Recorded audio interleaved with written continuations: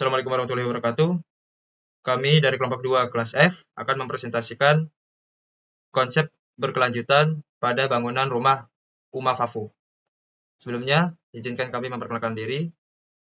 Pertama ada Aisyah Sabrina, yang kedua ada Mutiara Nurul Syariah, yang ketiga ada Naurah Azaliyahnan, yang keempat ada Fitrah Maulana Usman, dan yang kelima ada Syarif Hidayatullah. Next. Konsep berkelanjutan. Desain berkelanjutan adalah dasar filosofi dari gerakan yang berkembang dari individu dan organisasi yang benar-benar berusaha untuk mendefinisikan kembali bagaimana bangunan dirancang, dibangun dan digunakan agar lebih bertanggung jawab terhadap lingkungan dan responsif terhadap manusia. Konsep keberlanjutan berhubungan dengan prinsip yang pertama ekonomi, yang kedua sosial, yang ketiga lingkungan. Arsitektur tradisional dibangun menggunakan pendekatan berkelanjutan. Kebanyakan dari arsitektur tradisional menggunakan konstruksi yang sudah memikirkan bagaimana cara merespon gempa. Itu adalah bentuk dari konsep keberlanjutan yang ada di arsitektur tradisional. Jadi dapat dikatakan bahwa tipologi tradisional memungkinkan rencana pengembangan baru yang terkait dengan logika berkelanjutan karena pemahaman konstruktif dan iklim yang disiratkan oleh gagasan vernakular. Selanjutnya adalah arsitektur tradisional Uma Fafu. Arsitektur tradisional merupakan sebuah konsep dalam membuat bangunan dengan memperhatikan aspek tradisi budaya dan nilai-nilai kepercayaan masyarakat setempat. Uma Fafu merupakan salah satu rumah adat desa Uma Kota.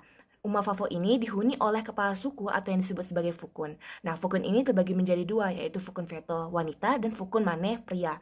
Nah, pada rumah ini dapat terlihat arsitektur keberlanjutannya. Hal ini terbagi menjadi tiga, yaitu lingkungan, ekonomi, dan sosial. Selanjutnya, keberlanjutan lingkungan pada Uma Fafu dapat dilihat dari beberapa unsur. Unsur pertama yaitu unsur konstruksi. Unsur konstruksi ini, rumah Favo sangat kontekstual dengan kondisi lingkungan berawa, dekat pantai mau besi. Konstruksi atap bangunan pada rumah Favo berbahan dasar dari daun lontar dengan kemiringan 45 derajat hingga 50 derajat. Selanjutnya pada tiang rumahnya langsung ditanam ke tanah untuk menopang bagian badan dan atap bangunan. Dan lantai bangunan berupa panggung dari deretan papan yang diletakkan di atas balok kayu. Selanjutnya, pada unsur desain pasif, dapat dilihat dari lantai panggung. Lantai panggungnya karena adaptasi dari lingkungan di sekitar rawa. Selain itu, di NTT sana memiliki curah hujan yang tinggi untuk mengatasi luapan air. Selain itu, sistem penghawaan alami yang menggunakan dinding berpori karena lokasinya yang relatif hangat. Selain itu, lantai sebagai bidang masuk udara, dan kleni berfungsi sebagai double fasad untuk menghalau sinar matahari langsung, serta ruang atap yang luas untuk menjaga sirkulasi udara di dalamnya. Selanjutnya material. Jadi material dari rumah adat Uma Fafu ini sendiri menggunakan material berbahan dasar alami yang didapatkan dari sekitar kampung kota ini. Jadi buat kolom utamanya itu menggunakan kayu dari pohon bakau yang sangat cocok dengan konstruksinya yang langsung ditanam di tanah yang relatif lembab. Terus buat kolom pendukungnya itu menggunakan material kayu jati dan kayu mahoni. Buat balok induk itu menggunakan mopuk. Mopuk tuh kayak kayu dari pohon kelapa dan pohon lontar. Buat balok anaknya sendiri itu menggunakan material kayu jati dan lantainya menggunakan material papan kayu jati dan pelupuk pinang. Lalu buat dindingnya sendiri itu menggunakan material papan kayu jati yang didukung oleh double fasad berupa tirai yang terbuat dari anyaman daun lontar. Lalu buat bagian atap itu menggunakan material batang kayu bakau sebagai rangka kuda-kuda, gording, serta daun gewang sebagai penutup atap. Selanjutnya adalah keberlanjutan ekonomi. Aspek keberlanjutan ekonomi pada rumah Uma Fafu ini terlihat dari pekerjaan masyarakat setempat. Masyarakat setempat mayoritas bekerja sebagai petani dan peternak. Jadi bertani dan peternak ini berhubungan dengan ritual. Dapat disimpulkan bahwa kedua pekerjaan tersebut merupakan hal penting dalam keberlangsungan ritual adat yang dilakukan di rumah adat Uma Fafu. Rumah adat ini digunakan sebagai tempat ritual sebelum panen dan hasil ternak tersebut yang dipakai sebagai bahan pendukung ritual. Lalu selanjutnya ada aspek keberlanjutan ekonomi.